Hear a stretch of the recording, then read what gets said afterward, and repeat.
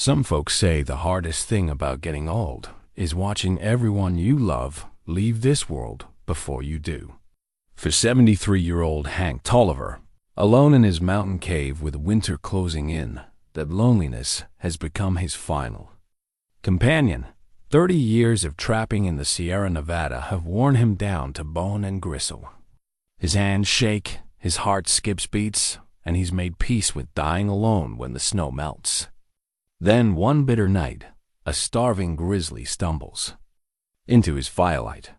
Instead of attacking, the massive bear sits down and raises its paw like it's asking for help. Hank tosses the creature his last piece of jerky. What happens over the next few weeks changes everything he thought he knew about life, death, and the strange ways the wilderness speaks to a man's soul. But is this really just a hungry bear? Before we jump back in, tell us where you're tuning in from, and if this story touches you, make sure you're subscribed, because tomorrow I've saved something extra special for you. The cave carved into the granite face of Eagle's Peak had become Hank Tolliver's cathedral, his confessional, and what he'd long accepted would be his tomb. He'd hollowed it out himself over 3 decades, one chisel strike at a time during the long winter months when the snow piled 15 feet deep, and the only sound for miles was the whisper of wind through pine needles. The entrance faced southeast, catching the first pale light of dawn and holding on to the last golden rays before the sun disappeared behind the western ridges. Inside, the space stretched back 20 feet into the mountain's belly, wide enough for a man to live, but narrow enough to heat with a single fire. Stone shelves held his meager possessions: tins of beans and coffee, a battered metal cup, 3 books read so many times their spines had cracked and healed like old bones. On the highest shelf, wrapped in oiled leather, lay a faded photograph of a woman with kind eyes and graying hair pulled back in a simple bun. Sarah. Even now, 8 years after the cancer took her, Hank's chest tightened when he looked at that picture. She'd been gone longer than they'd had together. But time had a different meaning up here in the thin air. Some days felt like decades, others passed like heartbeats.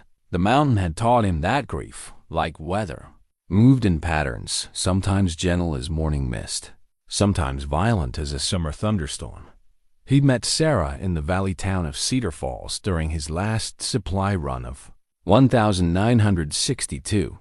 She'd been working behind the counter at Morrison's General Store, tallying inventory with the focused attention of someone who took pride in small details.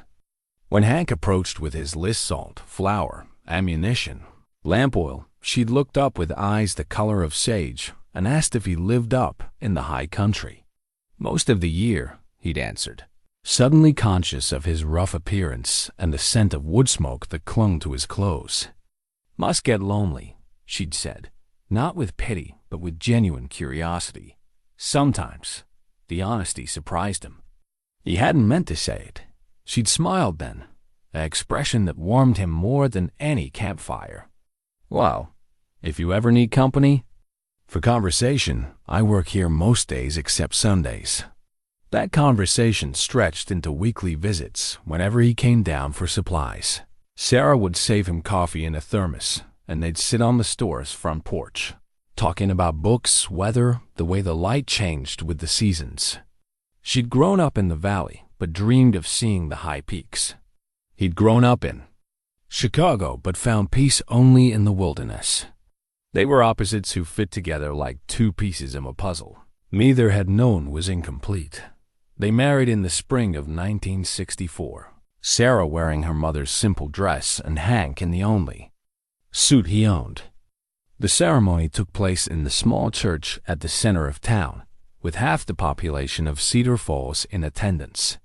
For their honeymoon, he'd brought her up to the cave, then just a shallow depression he'd been slowly enlarging with hand tools. This is where I want to build our life, he'd told her, standing at the cave mouth with the entire Sierra range spread out before them like a rumpled blanket. Sarah had taken his weathered hand in her soft one. Then we better get to work. They'd spent 5 years carving out their sanctuary, Sarah proved stronger than her delicate appearance suggested, hauling stones for the fire ring, helping him shape the interior walls, planting a small garden in the sheltered spot just below the cave where snowmelt collected in a natural basin. She'd brought civilization to his wilderness, not the harsh, crowded kind he'd fled from Chicago, but the gentle civilization of shared meals. Quiet evenings reading by firelight, morning coffee watched over by hawks riding the thermal currents. The books on his shelf had been hers. Walden, a Sand County almanac, and a leather-bound volume of Frost's poetry. She'd read to him in the evenings, her voice giving life to words about nature and solitude that somehow sounded different coming from someone who'd chosen this life rather than fled to it. They tried for children. Lord, how they tried. But the mountains seemed to demand a different kind of legacy from them. Sarah never spoke bitterly about it, though sometimes Hank caught her watching the hawk families that nested in the cliff faces, her expression wistful and far away. "Maybe we're meant to tend to something else," she'd said once, watching him nurse an injured fox kit back to health. "Maybe our children are the ones with fur and feathers." The fox had recovered and returned to the wild, but others followed injured. Owls, a bear cub separated from its mother. Countless small creatures that seemed to understand Sarah possessed some healing grace. She'd built a reputation among the animals, and Hank had marveled at how creatures that would flee from his approach would come willingly to her gentle hands. The first signs of her illness appeared in the autumn of 1975, a persistent cough she blamed on the early cold snap, fatigue that made their daily chores more difficult. When she began losing weight, despite eating well, Hank convinced her to see the doctor in town. Dr. Patterson had been gentle but direct. Lung cancer, advanced. 6 months, maybe 8 with treatment. Sarah had asked if she could have some time to think, and they'd driven back up the mountain road in silence, both knowing what her answer would be. "I want to die at home," she'd said that night, sitting by their fire with a cup of tea growing cold in her hands. "I want to see one more winter up here. I want to watch the hawks return in spring." She'd lived to see the hawks, but just barely. The cancer took her on a morning in April, when the snow was finally retreating and the first wildflowers pushed through the dark soil. Hank had held her hand as her breathing grew shallow, promising her he'd be all right, though they both knew it was a lie. He'd buried her in the small clearing where she'd tended her garden, marking the grave with a simple stone cairn. For weeks afterward, he'd expected her to walk through the cave entrance, to ask why he'd let the fire burn so low or whether he'd remembered to check the snares. The silence had nearly driven him mad. That first year alone, he'd considered leaving. The mountain, the cave felt too empty, too full of echoes. But Sarah's books remained on their shelf. Her coffee cup sat beside his own, and somehow the idea of abandoning their sanctuary felt like abandoning her memory. So he'd stayed. The years had carved lines in his face deeper than any chisel had cut into stone. His hair had gone white. His hands had developed a permanent shake of arthritis, and his heart had begun skipping beats like a needle jumping on an old record. He'd made peace with dying up here, had even come to see a certain rightness in it. He and Sarah would rest on the same mountain, under the same stars they'd watched together for all those years.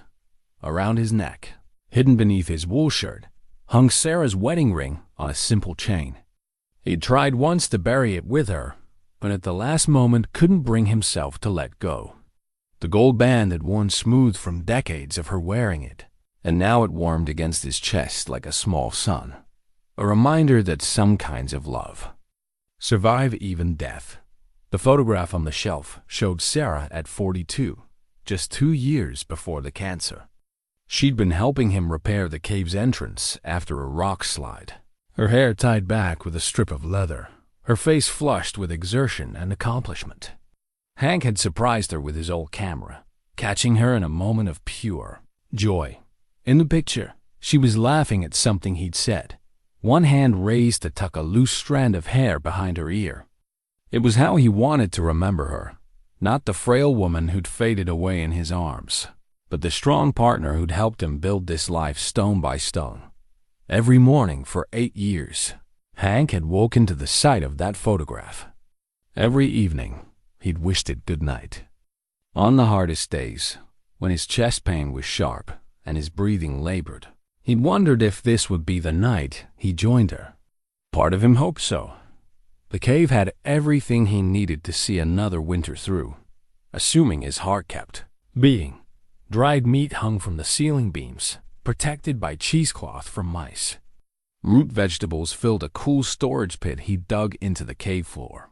Firewood, cut and split during the warmer months, stood stacked against the back wall, in neat rows. His traps, cleaned and oiled, waited for the day he might feel strong enough to set them again. But strength seemed to be leaving him like water seeping through cracked stone. Simple tasks that had once been routine now left him breathless. Some mornings, he barely managed to kindle the fire before exhaustion forced him back to his bedroll. The mountain that had been his refuge was becoming his hospice, and he'd accepted that with the same quiet resignation he'd learned to apply to all of life's inevitable changes. That acceptance had made the Grizzly's arrival all the more startling. In 30 years of mountain living, Hank had learned to read the signs of every season, to anticipate the behavior of every creature that shared this high country. Bears denned up by November and didn't emerge until March or April. They certainly didn't appear on bitter winter nights, starved and desperate. And they absolutely didn't sit politely by a man's fire like dogs begging for scraps. Yet there it had happened, and here he sat the next morning, staring at the bear tracks in the snow outside his cave and wondering if loneliness had finally cracked his mind. The tracks were real enough, massive paw prints pressed deep into the drifted snow, leading from the pine forest to his fire ring and back again. If he dreamed the encounter, it was the most vivid dream of his life. The memory played over in his mind like scenes from Sarah's favorite movie. Watched so many times, every detail stood out in sharp relief. The bear's eyes reflecting firelight, intelligent and patient. The careful way it had raised its paw, more gesture than threat. The almost human sigh of satisfaction when it swallowed the jerky he'd thrown. Most unsettling of all was the way the creature had looked at him, not with the calculated assessment of a predator evaluating prey, but with something that looked almost like recognition, as if they'd met before somewhere. In some context his conscious mind couldn't quite recall. Hank reached for his morning coffee, noting how his hand trembled as he lifted the cup. Sarah's ring swung gently against his chest with the movement, a familiar weight that had become part of him. He'd told that bear about Sarah. He remembered now. Spoken aloud about her for the first time since her death. Words spilling out into the winter darkness as if the animal's presence had unlocked something he'd kept sealed away. Crazy old fool, he murmured to himself, but without much conviction. Sarah had always insisted that the line between the possible and impossible was thinner than most people believed. She'd claimed to feel the presence of her grandmother's spirit in the cave sometimes, usually when she was tending to injured animals. Hank had never felt anything like that himself, but he'd learned to trust Sarah's instincts about things beyond the reach of logic. Outside, the wind carried the sharp scent of more snow coming. The sky had that peculiar gray-white quality that meant a storm was building in the western peaks. Hank would need to bring in more firewood before the weather turned, assuming his strength held out. He'd managed to maintain most of his routines despite his failing health, but each task took longer now, required more rest between efforts. As he prepared to venture outside, Hank found himself hoping the bear might return. The thought surprised him. 30 years ago, he would have set traps or taken his rifle to deal with a grizzly that had lost its fear of humans. Now, approaching his own final winter, he discovered he craved the companionship more than he feared the danger. Maybe then, Bear had been as lonely as he was. Maybe, in the strange mathematics of wilderness survival, they needed each other more than they posed a threat to one another. It wasn't a thought he would have entertained in his younger days, that age had a way of changing a man's perspective on risk and reward. Sarah's ring bumped against his ribs as he pulled on his heavy coat. He could almost hear her voice in the cave's familiar echoes, gentle but insistent. Some gifts come disguised as problems, Hank. Don't be too quick to turn them away. The Grizzly returned the second night like a dinner guest who'd forgotten to mention he was coming. Hank had spent the day splitting kindling, a task that had taken him 3 times longer than it should have. His chest ached with each swing of the hatchet, and twice he'd had to stop and lean against the cave wall until his heart found its rhythm again. By evening, he was exhausted enough that he'd barely managed to heat a can of beans before collapsing onto his bedroll. He dozed fitfully beside the fire, Sarah's photograph catching the flickering light from the shelf above. In his half-sleep, he'd almost convinced himself the previous night's encounter had been a dream brought on by loneliness and thin air. Bears didn't behave that way. They certainly didn't return to the same spot like pets expecting dinner.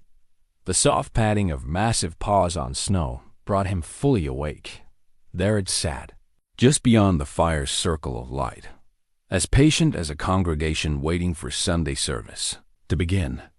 The Grizzly's enormous bulk made the cave entrance seem suddenly small, but the creature showed no inclination to come closer. It simply waited, breath steaming in the cold air, eyes reflecting the flames with that same unsettling intelligence. "You're back," Hank said, his voice hoarse from sleep. The bear's ears twitched at the sound, swiveling forward with obvious attention. "I was starting to think I'd imagined you." As if responding to some invisible cue, the Grizzly shifted its weight and gently placed something at the edge of the firelight. Then it retreated a respectful distance, settling back on its haunches with the satisfied air of someone who completed an important task. Hank squinted through the wavering flames, trying to make out what the creature had brought. When he finally recognized the shape, his breath caught in his throat. A trout, fresh and fat, its scales still gleaming with moisture. A rainbow trout that had to weigh 3 pounds, the kind of fish he hadn't seen in these high streams for years. "Well, I'll be damned," he whispered. The bear made a low rumbling sound that might have been agreement. Hank struggled to his feet, joints protesting after hours on the hard ground. He approached the fish slowly, aware that the Grizzly watched his every movement. The trout was indeed fresh, so fresh that water still beat it on its fins. But the streams had been frozen solid for weeks. Where had this creature found running water in the dead of winter? "Where you get this, friend?" Hank asked, crouching to examine the fish. "And more important, why bring it to me?" The bear tilted its massive head, a gesture so human-like that Hank felt the familiar prickle of unease along his spine. In 30 years of wilderness living, he'd developed instincts about animal behavior that had kept him alive through encounters with everything, from mountain lions to winter storms. Those instincts were screaming that nothing about this situation made sense. But Sarah's ring was warm against his chest, and her voice seemed to whisper in the back of his mind. "Some gifts come disguised as problems, Hank." "All right," he said. "Finally, I accept. But if you're bringing dinner, you're staying to share it." The bear's response was to move closer to the fire, settling down with its back legs tucked under its body like a dog. The flames painted moving shadows across its dark fur, and Hank was struck by how the creature managed to seem both wild and oddly domesticated. Its size was impressive, 7 feet at the shoulder, probably pushing 800 pounds, but its demeanor remained calm, almost gentle as Hank prepared the fish. He found himself talking to his unusual companion. The words came easier than they had the night before, as if the barrier between thought and speech had thinned. "Sarah would have loved this," he said, scaling the trout with his old fillet knife. She always said the mountain provided what we needed when we needed it. I used to think that was just her romantic way of looking at coincidence, but maybe she knew something I didn't. The bear made that rumbling sound again, deeper this time, almost conversational. She was like you in a way, Hank continued, cutting the fish into portions. Drew creatures to her like she had some kind of magic. Birds would land on her shoulders. Deer would eat from her hand. I always figured it was because she moved quiet and never meant any harm. He set a portion of the raw fish on a flat stone and slid it toward the grizzly, who accepted it with dignified appreciation. The cooked portion he kept for himself, savoring the first fresh fish he tasted in months. They ate in companionable silence, the fire crackling between them like a translator neither needed, but both appreciated Dodd as the night deepened. Hank noticed details about his guest that struck him as increasingly unusual. The bear's left ear had a small notch cut into it, too clean to be from a fight with another animal.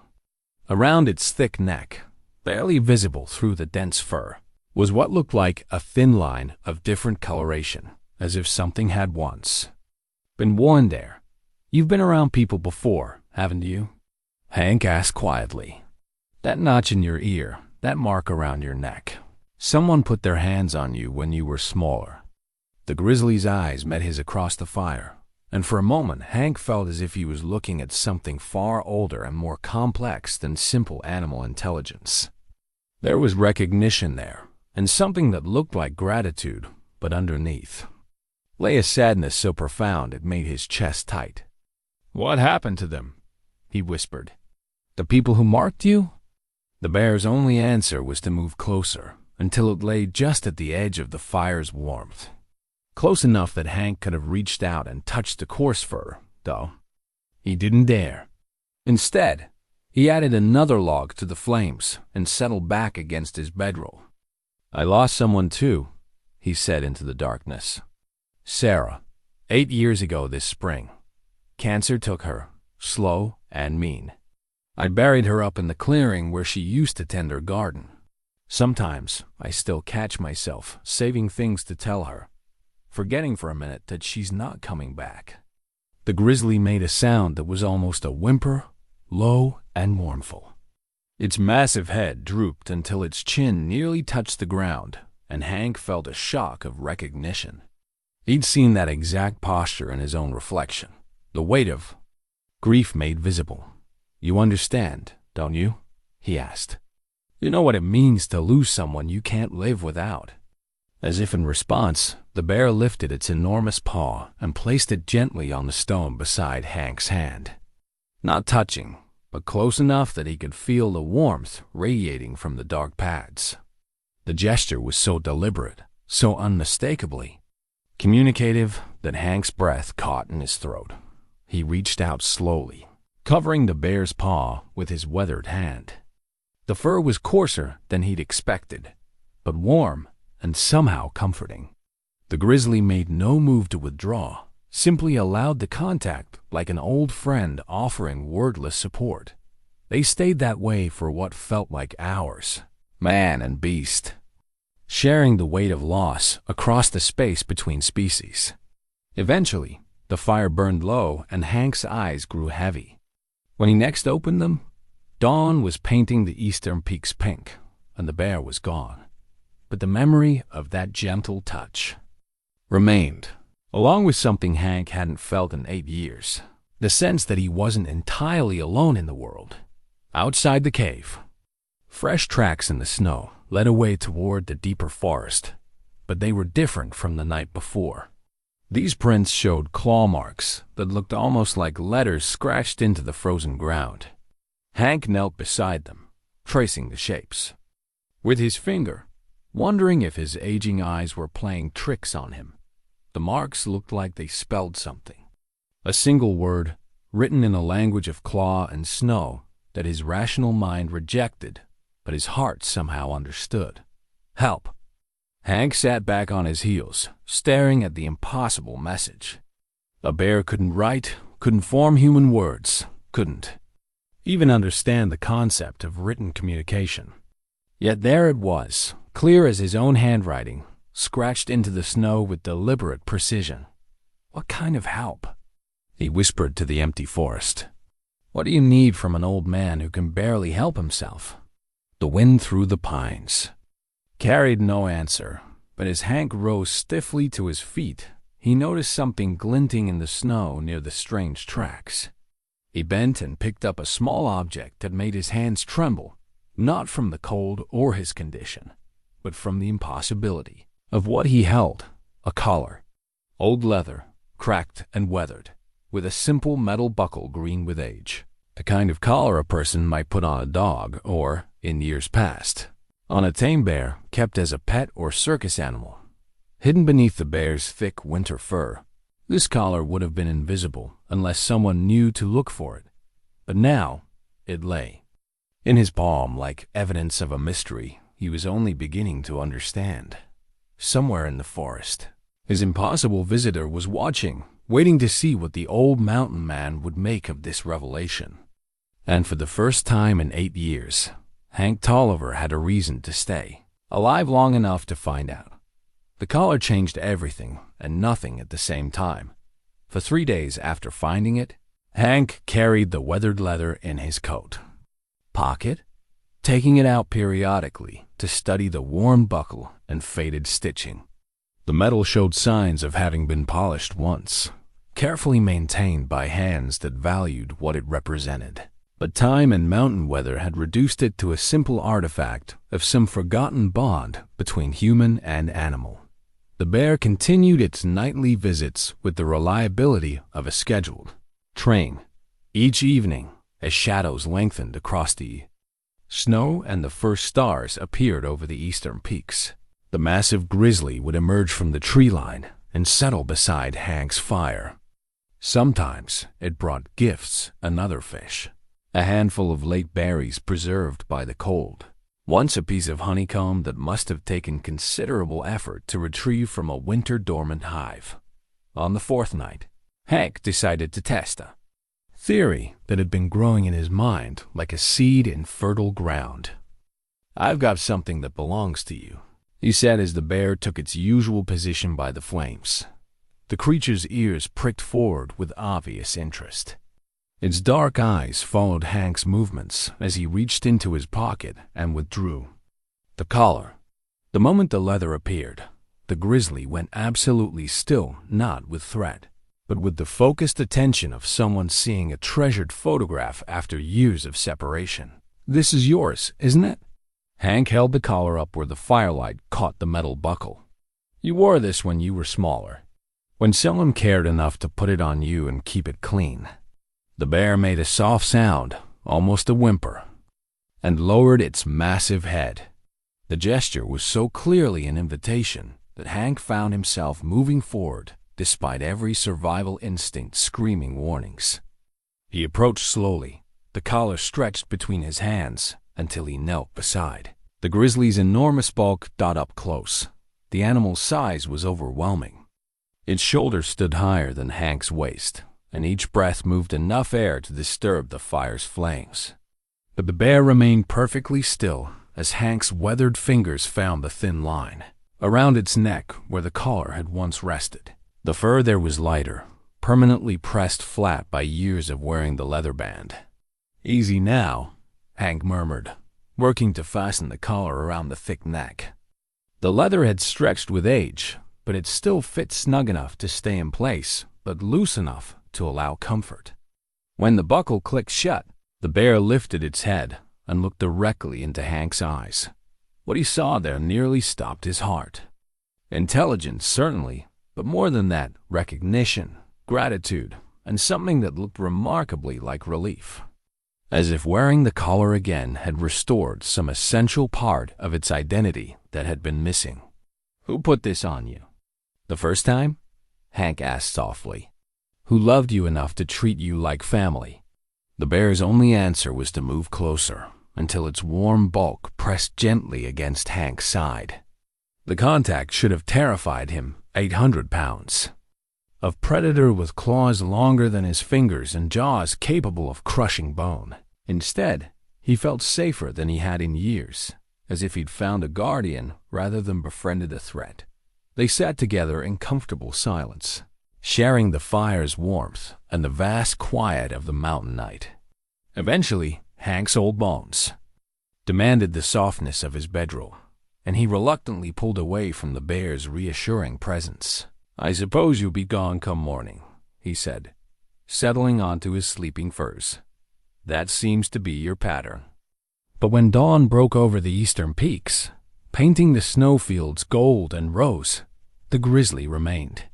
It had moved away from the dying fire during the night, but only to the mouth of the cave, where it lay like a massive guardian, watching the forest for threats that would never dare approach with such a protector in place. Hank's morning routine took on a different rhythm with company to consider.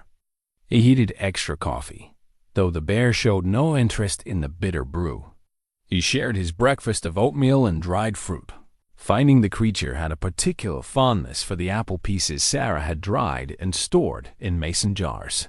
"She'd have loved watching you eat those," Hank commented as the bear delicately picked apple slices from his palm with surprising gentleness. "Always said food tastes better when it's shared with someone who appreciates it."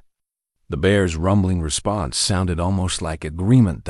As the day progressed, Hank found himself falling into one-sided conversations with his companion. He talked while splitting kindling, the bear watching with patient attention, as if every word carried significance. He narrated his daily tasks, checking the weather, organizing supplies, maintaining his equipment, and discovered that speaking his thoughts aloud helped clarify them in ways solitary contemplation never had. "You know what strikes me as strange?" he said while mending a torn shirt by firelight. "In 30 years up here, I've never seen a bear act the way you do. Never seen one that seemed to understand human speech, or one that brought gifts instead of taking what it wanted by force." The grizzly tilted its head, a gesture that had become familiar over their few days together. "Sarah used to read to me from her nature books," Hank continued, working the needle through the thick fabric. "Stories about animals that formed unusual bonds with people. I always figured those were just tales, the kind of stories folks tell to make the wild seem less wild. But maybe I was wrong about that." He set down his mending and reached for one of Sarah's books, the leather-bound volume of Thoreau that she'd loved best. The pages fell open to a passage she'd marked with a pressed wildflower, now brown with age but still holding the ghost of summer color. "Listen to this," Hank said, holding the book closer to the firelight. "It says here, 'Heaven is under our feet as well as over our heads.'" Sarah loved that line. Said it meant the sacred wasn't something far away, but right here around us if we just knew how to see it.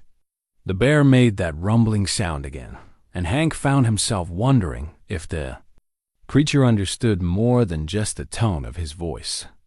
There was something about its attention, the way it seemed to hang on certain words, that suggested a deeper comprehension than simple animal intelligence should allow. "She marked a lot of passages in these books," Hank continued, turning pages carefully. "Look here. The only way to speak truly is to speak as if you were dying. I never understood what that meant until after she was gone. Then it seemed like the most obvious thing in the world." The fire crackled between them, sending sparks spiraling up toward the cave's stone ceiling. Outside, the wind carried the promise of more snow, but inside the cave felt warmer than it had in years. Not just from the flames, but from the simple presence of another living being who seemed to find comfort in his company. "I spent 8 years getting ready to die," Hank said quietly. "Made my peace with it, accepted it as the natural end of things. But sitting here with you, I'm starting to wonder if maybe I was being premature about that acceptance." The grizzly shifted position, moving close enough that Hank could feel the warmth radiating from its massive frame. Its eyes reflected the firelight as it gazed at him with that unsettling intelligence, and Hank had the distinct impression that his words were being weighed and considered rather than simply heard. question is," he murmured, closing Sarah's book and setting it carefully aside, "what exactly are you trying to tell me? And why do I get the feeling that my answer matters more than I understand?" The bear's only response was to settle more comfortably beside the fire, but its eyes remained fixed on Hank's face with an intensity that suggested their conversation was far from over. The discovery came by accident, the way most important things do in life. Hank had been searching through his storage boxes for a spare wool sock when his fingers found the cloth-wrapped bundle he'd forgotten was there. Sarah's sketchbook, tucked away behind bags of dried beans and tins of coffee like a secret he'd kept even from himself. For 8 years, he'd avoided looking through her drawings, afraid that seeing her artistic vision of their mountain world would break something inside him that had finally begun to heal. But with the Grizzly watching from its position by the fire, patient as a congregation waiting for Sunday service, Hank found himself unwrapping the leather portfolio with hands that barely trembled. The bear seemed to sense the significance of the moment, its intelligent eyes tracking every movement as Hank opened the cover to reveal Sarah's delicate pencil work. The first few pages showed familiar subjects: the view from their cave entrance, the small garden where she'd grown vegetables, detailed studies of pine cones and wildflowers. Sarah had possessed the kind of artistic eye that found beauty in ordinary things, and her sketches captured the mountain's quiet majesty with a few carefully placed lines. "She drew everything," Hank murmured, turning pages slowly. "Said it helped? Or see better, paying attention to details most folks miss." The bear made that rumbling sound that had become familiar, shifting closer as if drawn by the pictures. Hank held the sketchbook at an angle where his companion could see the drawings, and was startled by the creature's obvious interest. Its eye studied each image with the focused attention of someone examining photographs of a beloved place. Halfway through the book, Hank found the sketch that stopped his heart. The drawing showed a grizzly bear sitting beside a mountain stream, one paw raised as if waving or asking for something. But this wasn't just any bear. The proportions, the distinctive marking around one ear, the intelligent expression captured in a few masterful strokes, all matched his current companion perfectly. At the bottom of the page, in Sarah's careful handwriting, were the words, "The one who asks instead of takes." June 1974. "Jesus," Hank breathed, looking from the sketch to the actual bear sitting not 5 feet away. "She drew you. 30 years ago, she drew you." The grizzly's response was immediate and unmistakable. It moved closer, pressing its massive head against Hank's shoulder and making a sound that was part whimper, part sigh. The gesture was so clearly one of recognition and grief that Hank felt tears burning his eyes for the first time since Sarah's funeral. "You knew her," he whispered, his voice thick with emotion. "You were here when she was alive. She met you, didn't she? Drew you because you were special, because you were different from other bears." The creature's only answer was to remain pressed against his side, radiating warmth and something that felt remarkably like shared sorrow. Hank turned the page with shaking fingers and found another sketch, this one showing the same bear bringing fish to a small figure seated by a cave entrance. Sarah had drawn herself receiving the gift with obvious delight, and beneath the image she'd written, "Even the wild things understand kindness." "She never told me," Hank said, though even as he spoke the words, he understood why. Sarah had possessed a gift for connecting with wounded creatures, and she'd known him well enough to predict his reaction to learning she'd been feeding a grizzly. He would have worried, would have insisted on precautions that might have driven the bear away. So she'd kept the encounters to herself, treasuring them as her own secret communion with the wilderness. The bear pulled back slightly, meeting Hank's eyes with an expression that seemed to hold decades of patient waiting. Suddenly, the creature's behavior over the past weeks made perfect sense. It hadn't been drawn to Hank by hunger or chance. It had been drawn by memory, by grief that matched his own, by the recognition of someone who had loved the same woman. "You've been alone too," Hank said softly. "All these years you've been carrying the same emptiness I have. That's why you came back. That's why you brought gifts. You were trying to honor her memory the only way you knew how." The grizzly made a sound that was unmistakably agreement, and Hank felt something shift inside his chest, not the painful arrhythmia that had been troubling him, but something deeper. The walls he built around his heart to contain his grief were developing cracks, and through those fissures came a warmth he hadn't felt since Sarah's death. He continued turning pages, finding more sketches of his companion in various poses and seasons. Sarah had been documenting their relationship over what must have been months or even years. The bear sleeping in dappled sunlight, playing in a mountain stream, bringing her flowers evidence of a bond that had been kept secret from everyone, including the man who shared her life. "She wrote about you too," Hank realized, remembering passages from Sarah's journal that he'd read after her death. References to a gentle giant and a forest friend that he'd assumed were her poetic ways of describing the wilderness in general. "I thought she was just being fanciful, but she was writing about you specifically." Near the end of the sketchbook, he found a drawing that made his breath catch. It showed Sarah sitting in their cave, clearly ill, her face gaunt, her body fragile, but smiling as she offered something to the bear. The creature sat at the cave entrance, respectful of the boundary between wild and domestic, but clearly reluctant to leave. Below the sketch, Sarah had written, "My last visitor. He knows what I know."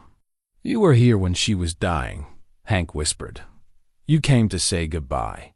The bear's confirmation was a low, mournful sound that seemed to come from somewhere deeper than its throat. It was the sound of a creature that understood loss, that had carried its own grief through 8 lonely years, just as Hank had carried his. "Why didn't I see you then?" Hank asked. "Why wait until now to show yourself to me?" The answer, when it came to him, was so obvious he wondered how he'd missed it. The bear had been respecting his need to grieve alone, just as he might have respected its need for solitude. But now, with both of them facing the approaching end of their lives, Hank's heart growing weaker, the bear showing signs of age in its slower movements and graying muzzle, they had found each other at exactly the moment when solitude had become too heavy a burden to bear alone. "We're both old now," Hank said, reaching out to touch the coarse fur of the bear's massive head, "both carrying more memories than our hearts can hold. Maybe that's why you came back. Maybe grief shared is grief. Halved, like Sarah always said about happiness." The grizzly leaned into his touch, and for the first time in 8 years, Hank Tolliver didn't feel like the last man on earth.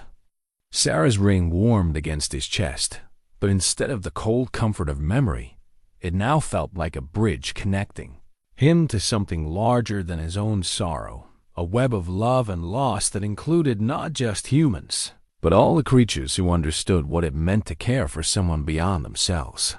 Outside, snow began to fall again, but inside the cave, warmed by fire and unexpected companionship, the winter felt less like an ending and more like a pause before something new could begin. 3 weeks into their unlikely companionship, the bear brought Hank a gift that changed everything he thought he understood about their relationship. It was a child's toy, a small wooden horse, carved with the patient detail of someone who'd had time and love to invest in getting the proportions exactly right. The paint had mostly worn away, leaving only traces of blue in the deepest grooves of the mane, but the craftsmanship remained evident. Someone had sanded every surface smooth, had taken care to round the edges so no small hand could be hurt. During play, the bear had placed it gently beside Hank's morning coffee, then retreated to its usual position by the fire ring. But its eyes remained fixed on Hank's face with an intensity that suggested this particular gift carried more weight than the fish and berries that had preceded it.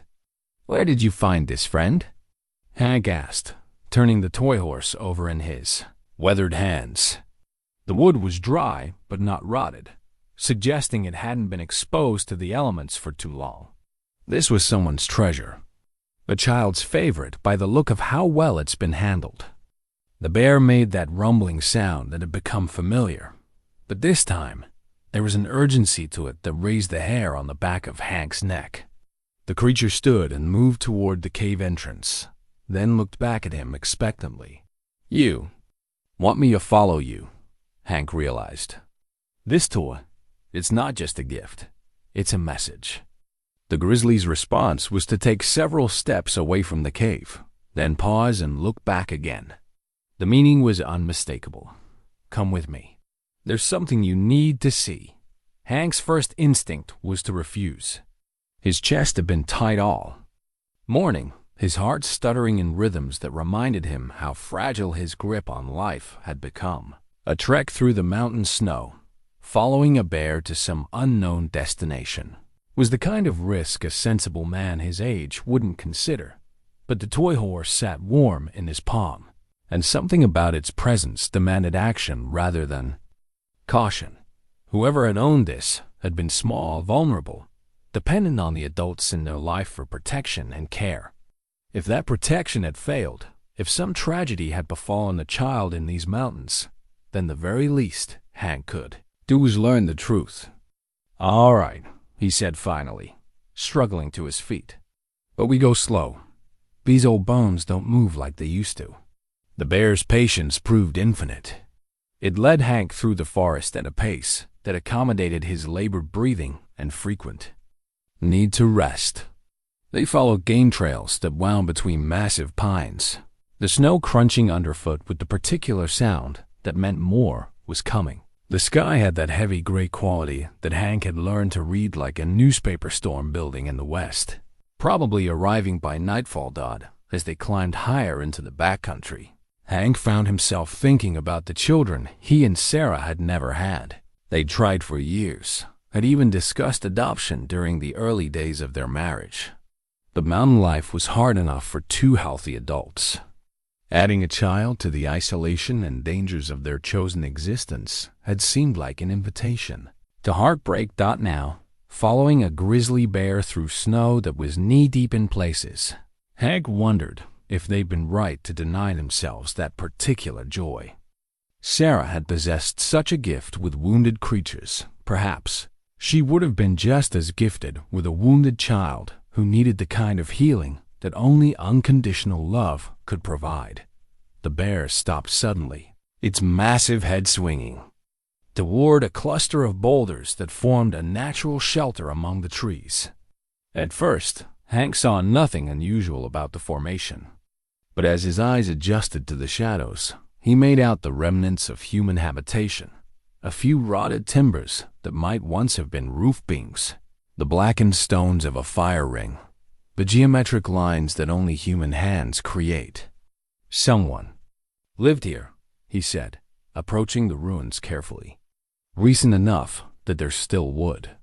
The bear moved to a specific spot among the fallen timbers and began digging carefully with its massive claws. Not the frantic excavation of an animal seeking food, but the deliberate, respectful work of someone uncovering something precious. After a few minutes, it stepped back and looked at Hanky Expectantly.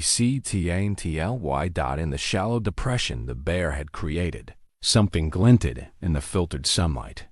Hank knelt stiffly and brushed away the remaining snow and debris, revealing a small metal object that made his chest tight with understanding. A collar, but not the weathered leather band the bear wore. This was smaller, made of cheap metal that had tarnished green with age. The kind of collar a poor family might have fashioned for a beloved pet, hammered out of scrap and polished with love rather than money. Attached to the collar was a small metal tag, and engraved on its surface in careful block letters was a single word: Tommy. Jesus, Hank breathed, sitting back on his heels. There was a child here, a boy named Tommy. The bear made a sound that was half whimper, half moan, and suddenly Hank understood why the creature had brought him here. This wasn't just the site of some long-ago tragedy. This was personal. The collar the bear wore, the way it had appeared at Hank's fire like a ghost seeking help, the gifts that felt more like offerings than simple animal behavior, it all pointed toward a connection that went deeper than coincidence. "You knew him," Hank said, looking up at his companion. "This boy, Tommy, you knew him, and something happened to him here." The grizzly's confirmation was to approach the ruins and lie down. Among the fallen timbers, its massive head resting on its paws in a posture of mourning so human it took Hank's breath away. The creature's eyes remained fixed on the spot where the collar had been buried, and Hank realized he was witnessing grief that had been carried for years, maybe decades. "What happened here?" he asked softly. "What happened to Tommy, and why? Are you showing me this now?" But even as he asked the questions, part of him was beginning to understand the answers. The bear's unusual intelligence, its almost human responses to emotion and speech, the way it had appeared at exactly the moment when Hank was ready to give up on life. None of it was coincidence that the toy horse felt heavier in his hand as he stood, and Hank found himself looking at his companion with new eyes. Not just a bear, but something more complex, a creature carrying burdens that went beyond simple animal instinct. "You're not just grieving for Sarah," he said slowly. "You're grieving for Tommy too. And somehow, you think I can help with that grief." The bear lifted its massive head and met his gaze, and Hank saw in those dark eyes a depth of pain that matched his own. But underneath the sorrow was something else, hope, fragile as a candle flame, but unmistakably present dot as the first snowflakes began to fall. Hank carefully pocketed both the toy horse and Tommy's collar. Whatever had happened in this place, whatever tragedy had connected a boy and a bear in ways that transcended the natural order, it was now part of his story, too. And for the first time since Sarah's death, Hank Tolliver had a purpose that went beyond simply waiting to die. The storm that arrived that evening brought with it the kind of snow that erases the world, turning familiar landmarks into white mysteries and muffling sound until even breathing seemed loud. Hank and the bear had made it back to the cave just as the first serious flakes began to fall, but now they were effectively trapped until the weather cleared. Not that Hank minded the enforced isolation. His chest ached from the day's exertion, and his heart had been skipping beats with increasing frequency since their return from the ruins. More concerning was the way his vision had started to blur around the edges, a symptom he recognized from the medical pamphlets Dr. Patterson had given him years ago when Sarah was dying. The bear seemed to sense his distress. It had positioned itself closer to Hank's bedroll than usual, close enough that he could feel the warmth radiating from its massive frame. Every few minutes, those intelligent dark eyes would check on him, and Hank had the unsettling feeling that the creature was keeping vigil, not just companionship, but actual medical monitoring. "I'm dying," he told the bear as wind howled around the cave entrance. "Probably sooner than I thought when this all started. That worry you?" The grizzly's response was to move even closer until its bulk pressed gently against his side. The contact was oddly comforting, like having a living furnace that radiated not just heat, but something that felt remarkably like care. During the long hours while the storm raged outside, Hank found himself examining the artifacts the bear had led him to discover. Tommy's collar was heavier than it looked, the cheap metal made precious by the love that had gone into its creation. Someone had filed and polished every surface until it gleamed, had carefully punched holes for the rough stitching that held it together. Poor materials transformed by devotion into something beautiful. The toy horse bore similar evidence of care. Every surface had been sanded smooth, every detail carved with patience and skill. The traces of blue paint that remained suggested it had once been a vibrant color, the kind of bright toy that would delight a child's eyes. Someone had spent hours creating this gift, had invested time and love into making something special for a boy named Tommy.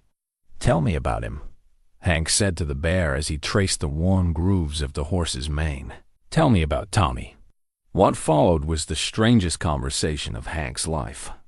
The bear couldn't speak, of course, but it could communicate in ways that went beyond language. A movement of its massive head toward the cave entrance meant the boy had come from outside their mountain range. A soft whimper indicated tragedy, loss, something gone wrong. When Hank mentioned age, the bear's response to 8 years old was immediate and unmistakable recognition. Gradually, through patience and interpretation, a story began to emerge. Tommy had been small for his age, the kind of child who needed protection rather than providing it. He'd been lost or abandoned in the wilderness, and somehow found his way to the shelter among the rocks where the bear had led Hank that afternoon. The grizzly had found him there, cold and frightened and far from any help. "You took care of him," Hank realized. "A bear adopting a human child. That's impossible, but that's what happened, isn't it?" The bear's confirmation was to rest its massive head on Hank's lap, a gesture so trusting and gentle that it brought tears to his eyes. The weight was considerable, but not uncomfortable, like being pinned beneath a living boulder that somehow conveyed love rather than threat. As the storm continued its assault on the mountain, Hank found himself thinking about Sarah's journal entries from the months before her death. She'd written about feeling the presence of lost souls in the forest, spirits that seemed to be seeking something they couldn't find on their own. He'd assumed she was being metaphorical, her artistic nature finding poetry in the wilderness. But what if she'd been describing something literal? "You're not just a bear," he said quietly, his hand resting on the creature's massive head. "You're something more than that. Something that happened when Tommy died, when a boy and his protector couldn't let go of each other." The bear made no sound, but Hank felt the truth of his words in the sudden stillness that settled over his companion. This wasn't just an unusually intelligent animal. This was something that existed in the space between the natural and supernatural, between the world of flesh and the world of spirit. Hidden in the bottom of his storage box, Hank found something he'd forgotten he still possessed, a fragment of an old map, hand-drawn and faded with age. It had belonged to Sarah's grandfather, a prospector who'd worked these mountains in the early 1900s. The paper was yellow and brittle, marked with notations in spidery handwriting that indicated water sources, dangerous passages, and places of particular interest to someone seeking mineral wealth. But one marking caught Hank's attention with sudden urgency. In the area where they'd found the ruins, Sarah's grandfather had drawn a small cross and written beside it, "Boy's Grave, 1952. God rest his soul." 1952, Hank whispered, calculating quickly. 70 years ago. Tommy's been gone for 70 years. The bear lifted its head from his lap and looked directly into his eyes. And Hank saw in that gaze a weariness that had nothing to do with physical exhaustion. This creature had been carrying grief for 7 decades, had been bound to this mountain by ties that death couldn't sever. "You've been guarding his grave all this time," Hank said, understanding flooding through him like cold water. "That's why you never left the area, why you seemed so intelligent, so connected to human emotion. You're not just a bear. You're a guardian, a protector who couldn't accept that his duty was finished." The storm began to abate as dawn approached, the winds howling subsiding to a whisper that carried hints of clearing skies. But Hank barely noticed the weather change. His attention was fixed on his companion, on the growing certainty that their meeting had been orchestrated by forces beyond coincidence. "Sarah knew," he said suddenly. "That's why she drew you, why she kept your meeting secret. She understood what you were, even if she never said it out loud. And now you've come to me, because you think I can help you with something you can't do alone." The bear's response was to stand and move toward the cave entrance, where the first pale light of morning was beginning to filter through the settling snow. But before leaving, It turned back to look at Hank with an expression that was unmistakably a question. Will you help me? Hank looked at the map fragment in his hands, at the small cross marking a child's grave that had been tended by an impossible guardian for 70 years. His heart was failing, his strength was nearly gone, and any sensible man would have said his usefulness was finished. But Tommy's collar felt warm in his pocket, and Sarah's ring pulsed against his chest with each irregular heartbeat, and Hank Tolliver realized that sometimes the most important work of a person's life comes at the very end, when there's nothing left to lose and everything to give. Yes, he said to the bear, to the mountain, to whatever force had brought them together. Whatever you need, whatever Tommy needs, yes. The journey to Tommy's grave took 2 days, not because of the distance, but because Hank's failing heart demanded frequent rest. The bear proved endlessly patient, adjusting its pace to match his labored steps and somehow finding sheltered spots for him to recover when his breathing became too ragged to continue. They followed the map fragment through terrain that seemed familiar yet strange, as if Hank was seeing it through different eyes. The bear led them along paths that didn't appear on any modern trail map, routes that seemed to have been worn by decades of solitary pilgrimage. Occasionally, Hank noticed small markers, a stack of stones here, a carved notch in a tree there, and realized the creature had been making this journey regularly for 70 years.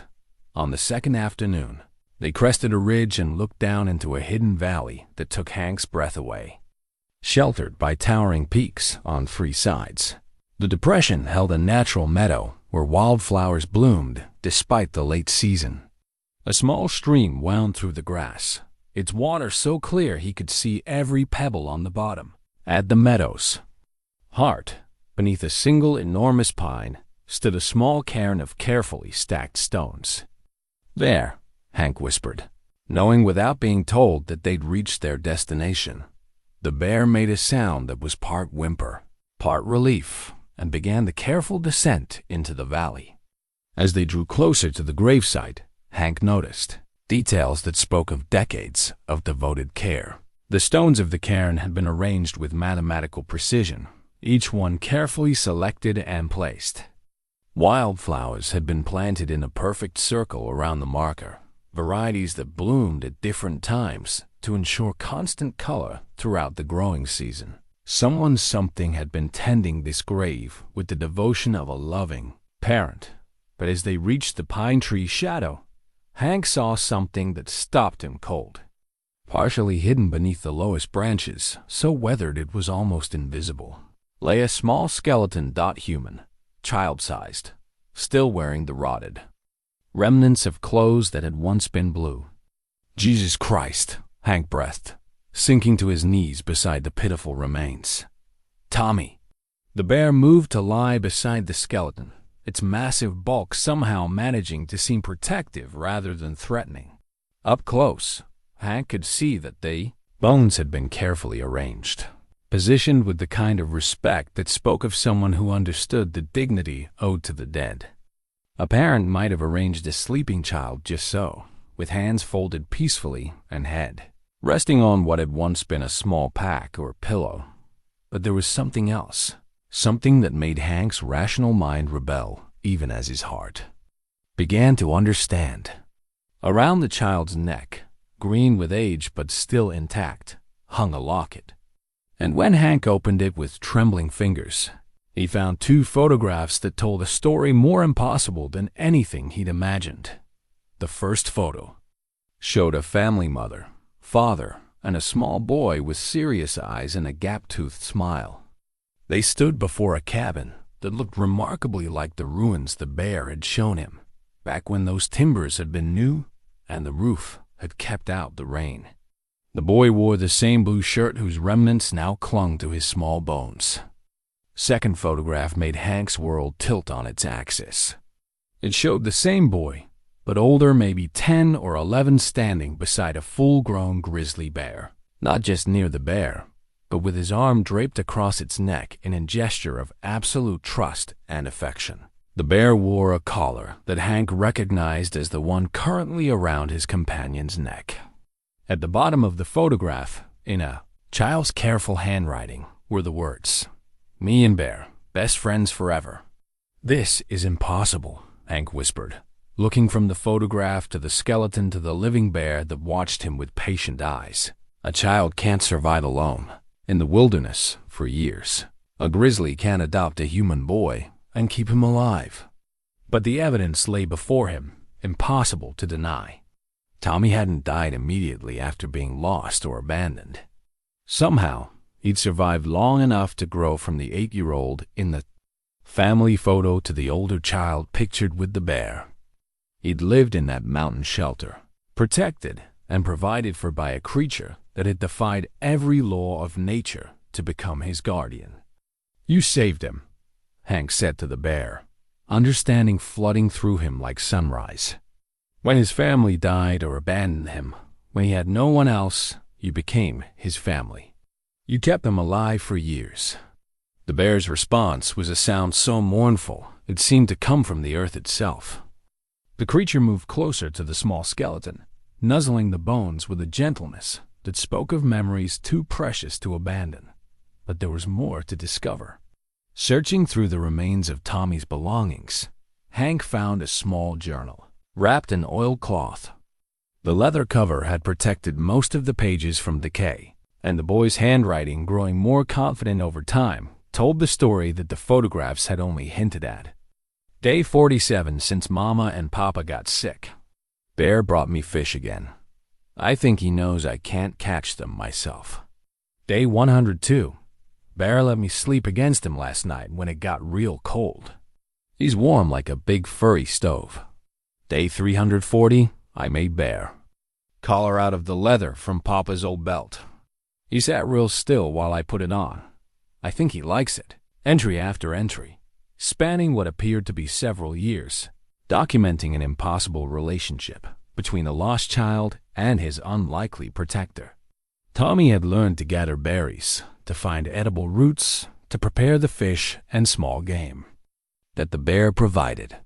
He'd fashioned tools from salvaged materials, had repaired and maintained their shelter, had essentially become a feral child raised by one of nature's most dangerous predators.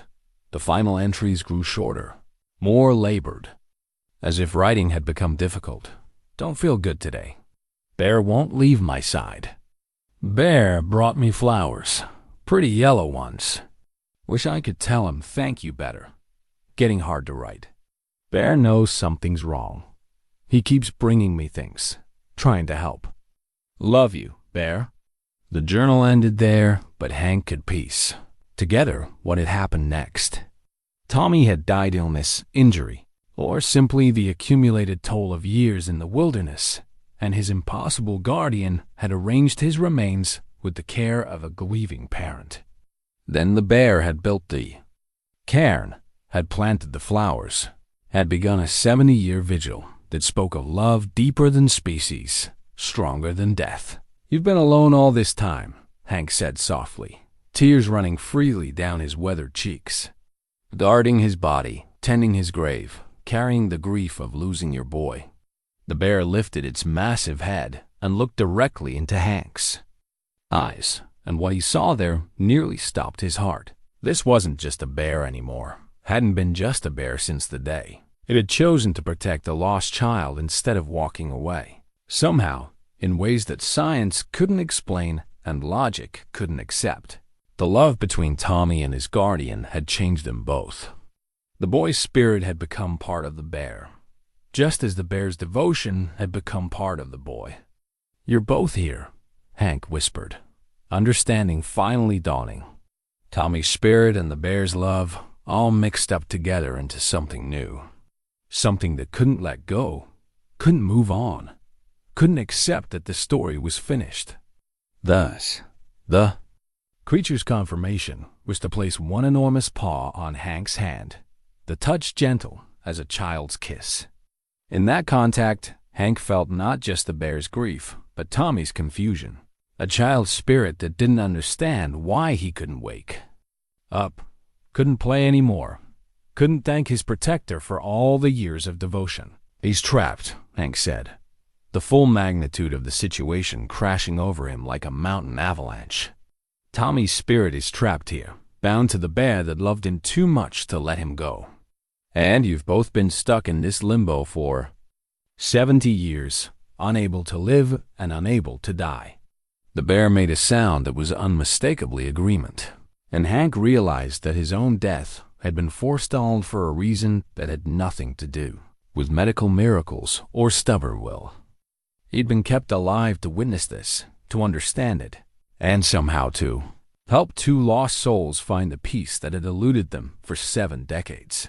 Sarah's ring pulsed against his chest with each irregular heartbeat, and Hank could almost hear her voice in the mountain wind. Some souls can't rest until they've helped another find their way home. That night, camped beside Tommy's grave under a canopy of stars that seemed close enough to touch, Hank did something he hadn't done since Sarah's funeral. He prayed, not the formal prayers of his childhood, recited by rote in the wooden pews of his family's Chicago church, but the raw, honest conversation of a man who'd found himself face to face with mystery that demanded faith rather than understanding. He spoke to whatever force had orchestrated this impossible meeting, had kept his failing heart beating long enough to discover 2 souls who'd been waiting 70 years for help. The bear lay beside Tommy's small skeleton, its massive bulk somehow managing to seem tender rather than threatening. Every few minutes, the creature would gently nuzzle the bones, a gesture so human in its grief that Hank had to look away. The love between boy and guardian had transcended death itself, creating a bond that trapped them both in an endless cycle of devotion and loss.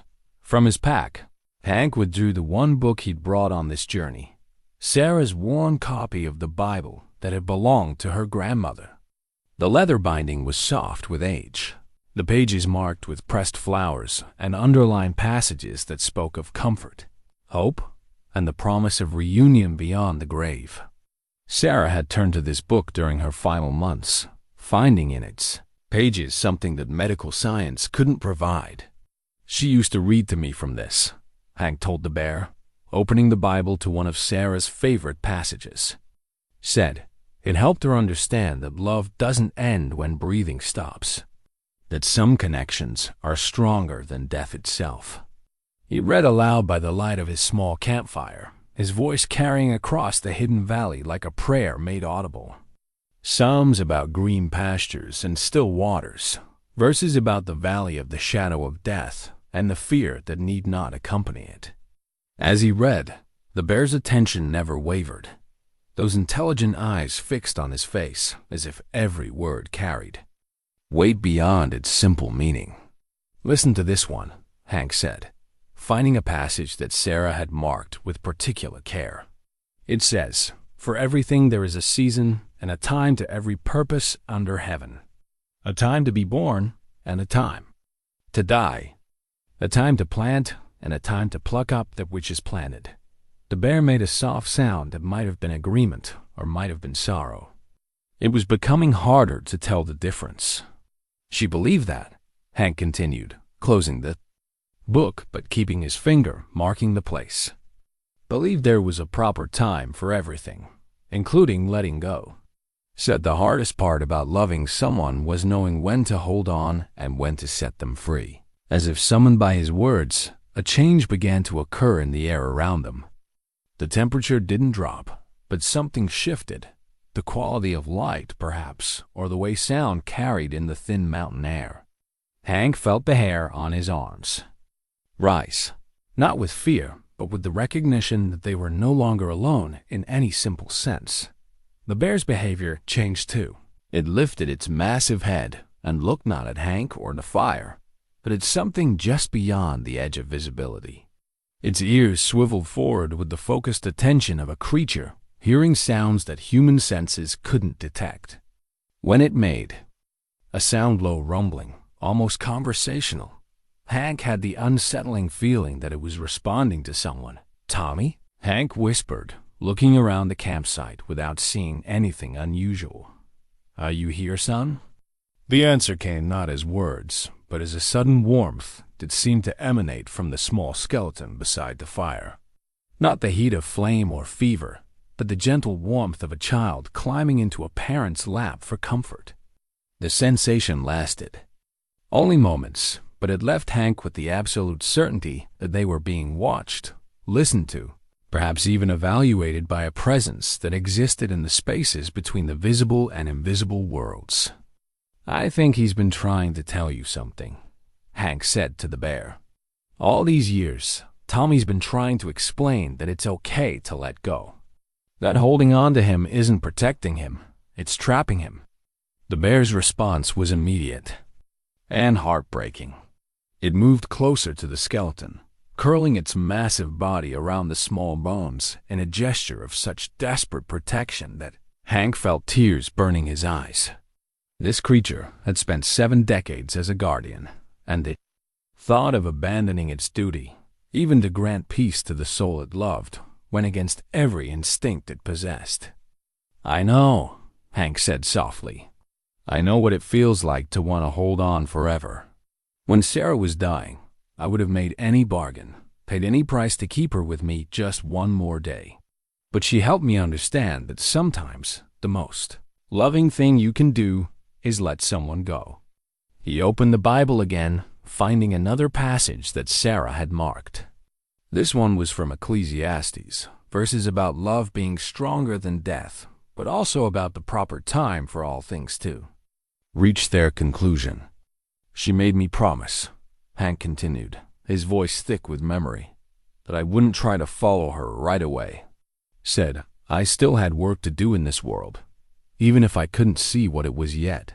Took me 8 years to understand what she meant." The bear looked at him with eyes that held decades of accumulated sorrow, and Hank realized that his own journey to this moment had been as orchestrated as the creature's vigil.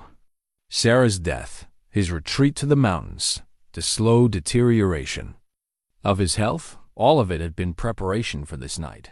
This conversation, this opportunity to help 2 lost souls find their way home. "You've been the best friend a boy could have," Hank said, addressing both the bear and whatever remained of Tommy in the warm air around them. 70 years of devotion, 70 years of love that never wavered. But love isn't about holding on forever. It's about wanting what's best for the person you care about, even when that means saying goodbye. The warmth around the skeleton intensified, and for just a moment, Hank could have sworn he saw a shimmer in the air, the suggestion of a small figure, translucent as morning mist, but unmistakably the shape of a child. The vision lasted only seconds, but it was long enough for him to see Tommy as he'd been in life. Serious eyes full of trust, gap-toothed smile that spoke of joy despite hardship, and most importantly, small arms wrapped around the neck of a bear that had chosen love over instinct. "He wants you to know," Hank whispered, understanding flooding through him like revelation, "that it's okay to let him go. That he's not afraid anymore, not lost anymore. He's been waiting all this time for you to understand that your job is finished. You saved him, you loved him, you gave him years of happiness that he never could have had alone. But now he needs you to do the hardest thing a parent can do. He needs you to set him free." The bear made a sound that was part whimper, part howl, part human sob. It was the sound of a heart breaking and healing at the same time. The sound of love finally understanding that sometimes the greatest gift it can give is release. Around them, the mountain itself seemed to hold its breath. The wind stilled, the fire's crackling softened to whispers, and even the distant call of night birds faded to silence. In that profound quiet, Hank felt the weight of 70 years of accumulated grief pressing down like a physical force. "Tomorrow," he said, his voice barely audible in the sacred stillness. "Tomorrow we help him cross over.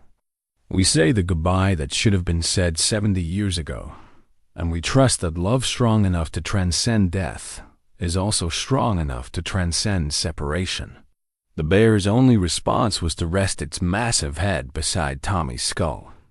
And in that gesture, Hank saw not just a guardian's vigil, but a parent's final benediction. By tomorrow's sunset, one way or another, their long watch would be over.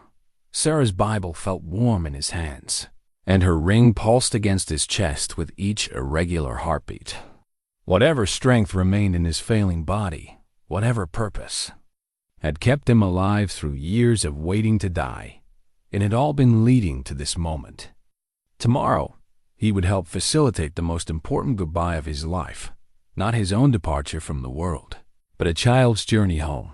The stars wheeled overhead in their ancient patterns, and Hank Tolliver prepared to perform the last and most meaningful task of his 73 years on Earth. Dawn came to the hidden valley like a benediction, painting the peaks rose and gold while mist rose from the small stream in ghostly spirals.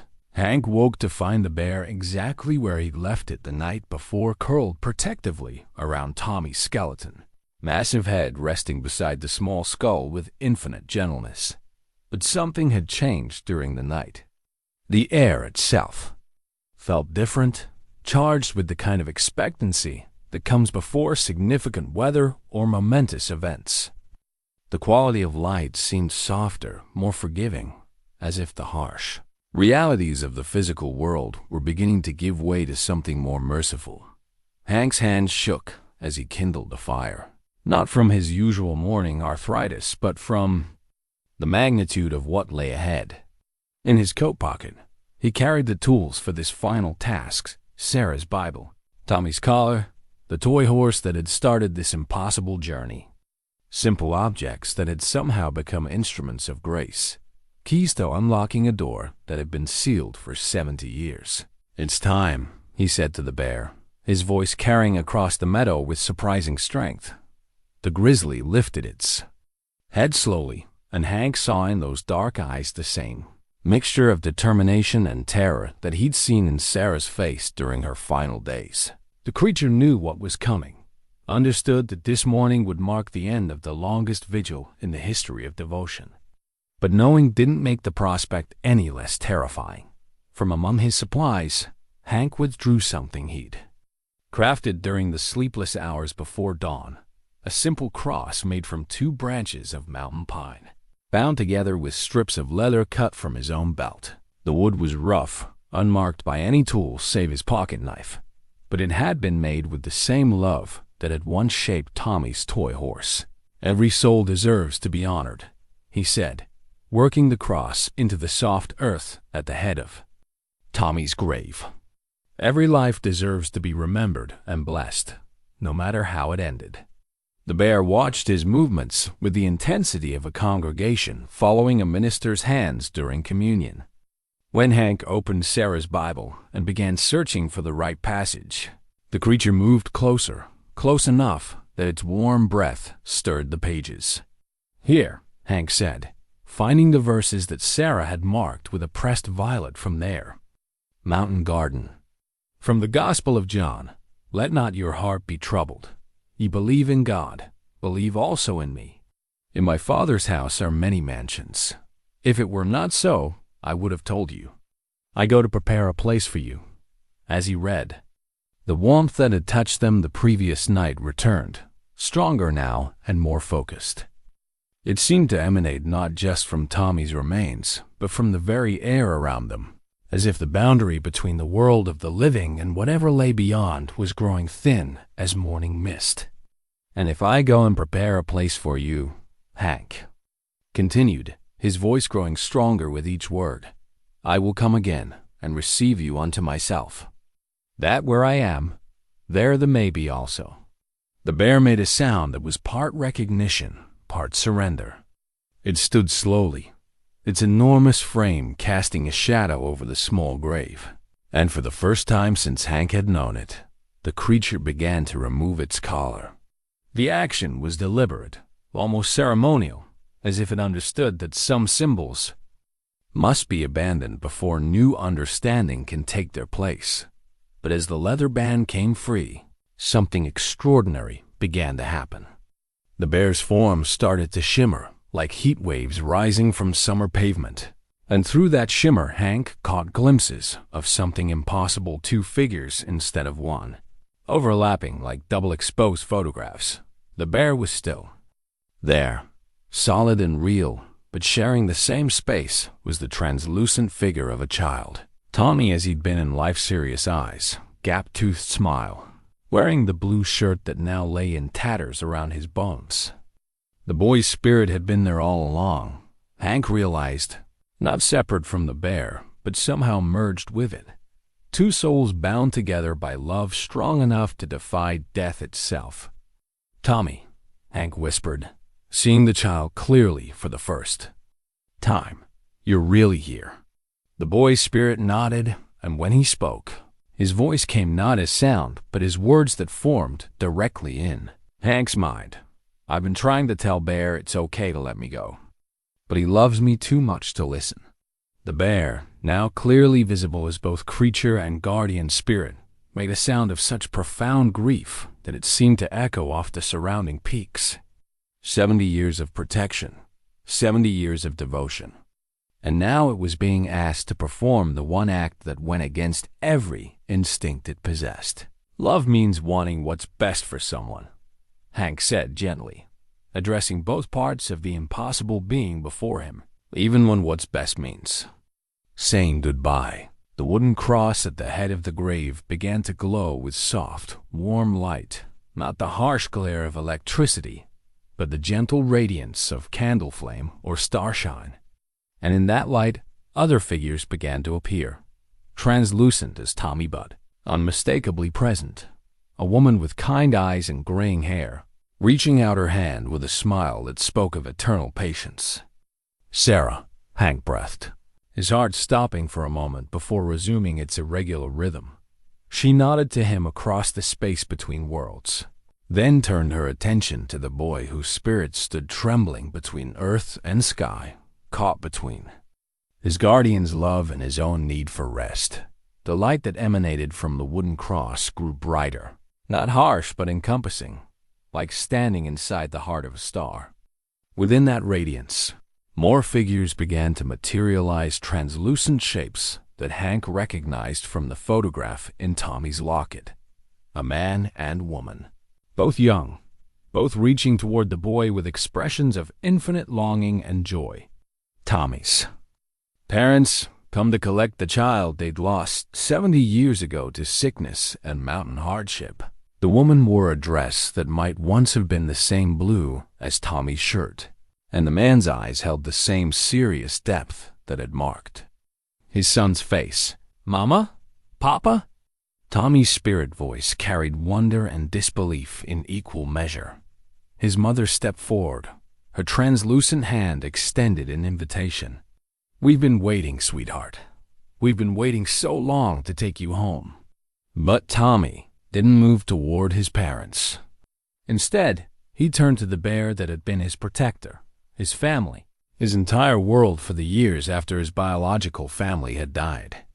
The creature's massive form was now clearly visible as both animal and spirit, the love between them having created something that existed in multiple dimensions simultaneously.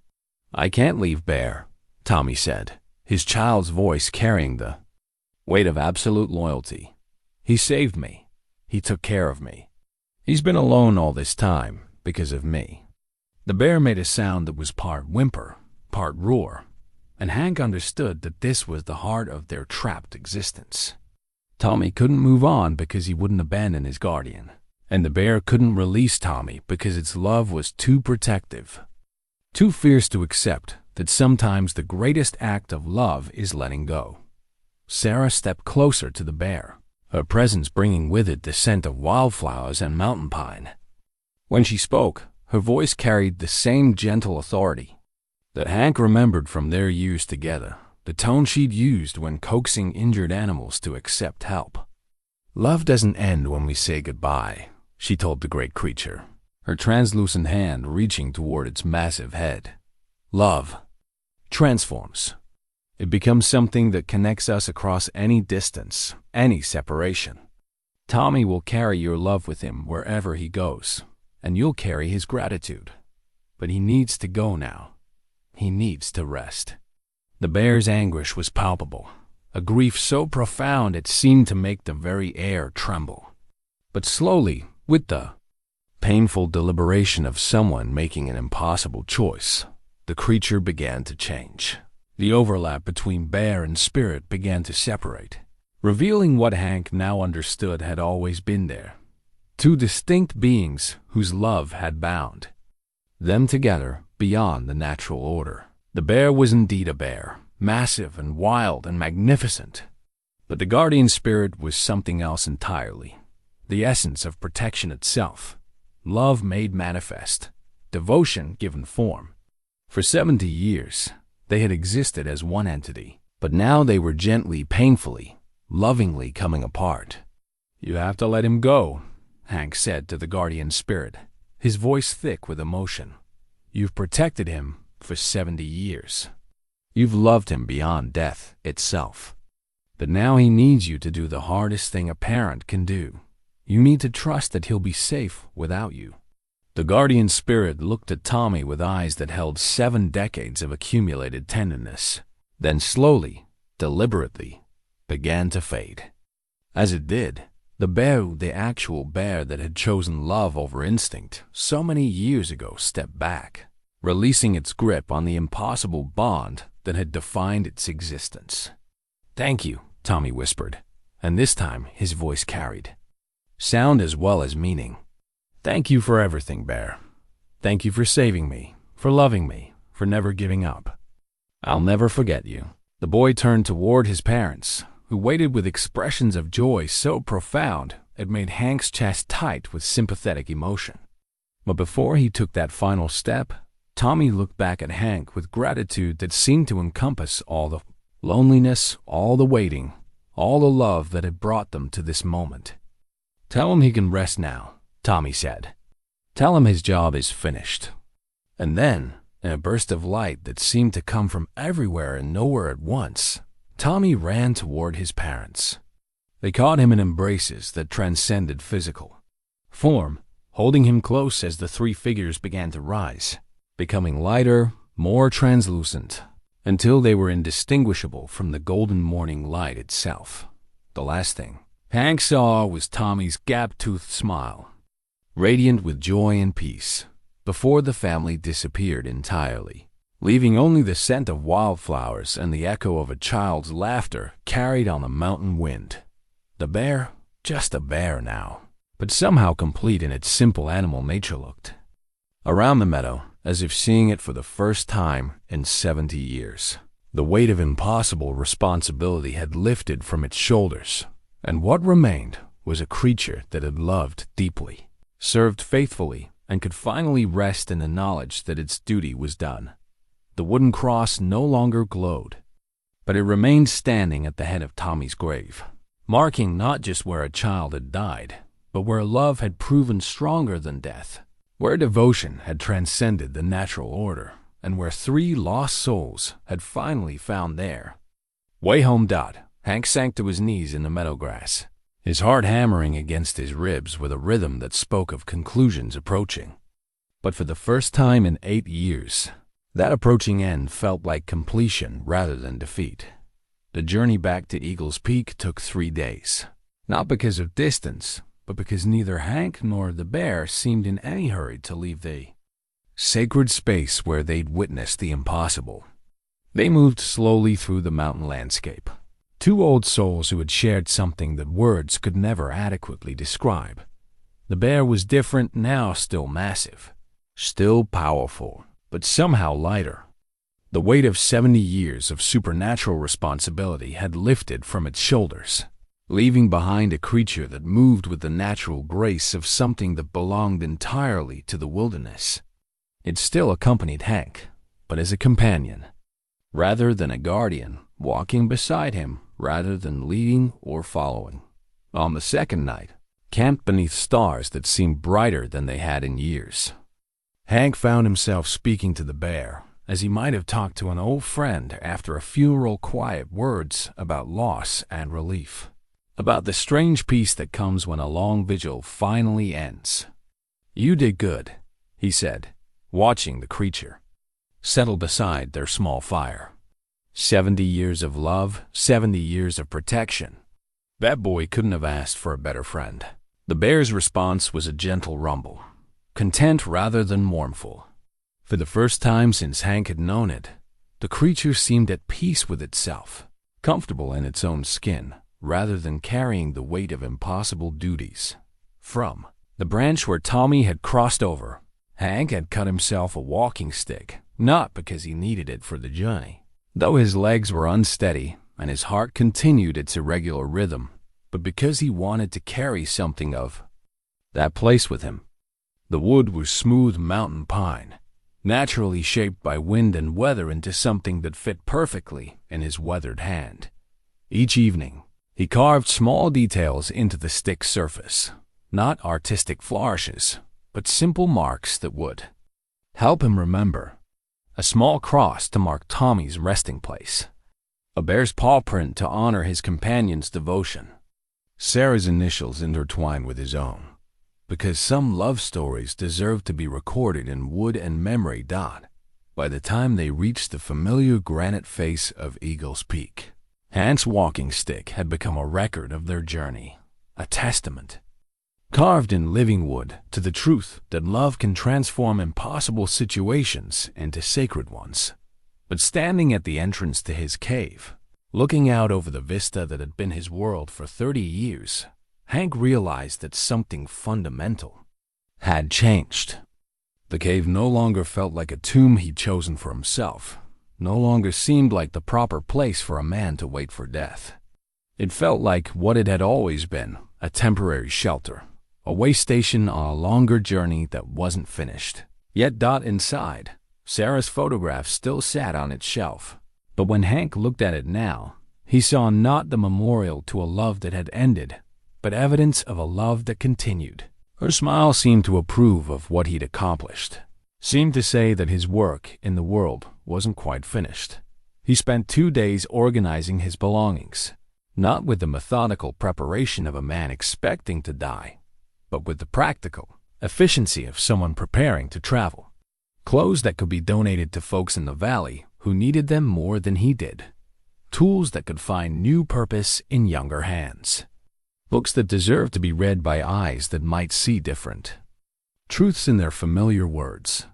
The only things he packed for himself were essentials. Sarah's ring, which would travel with him wherever he went. Her Bible, which had proven its worth as a guide to impossible situations. The walking stick that carried the memory of Tommy's crossing.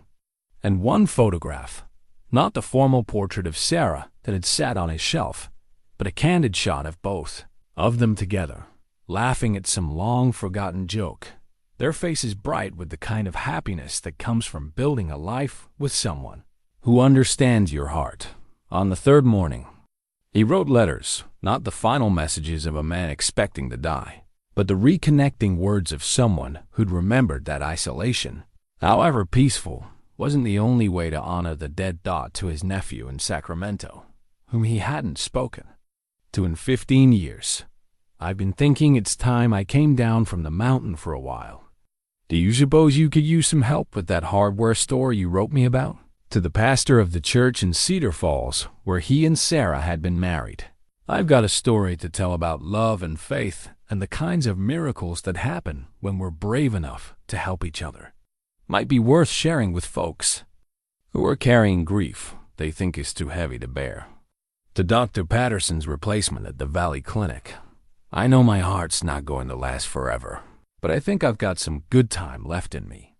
Time that might be better spent around people than up here alone with my memories. The bear watched his preparations with patient understanding, as if it too realized that their time together was drawing to a natural close.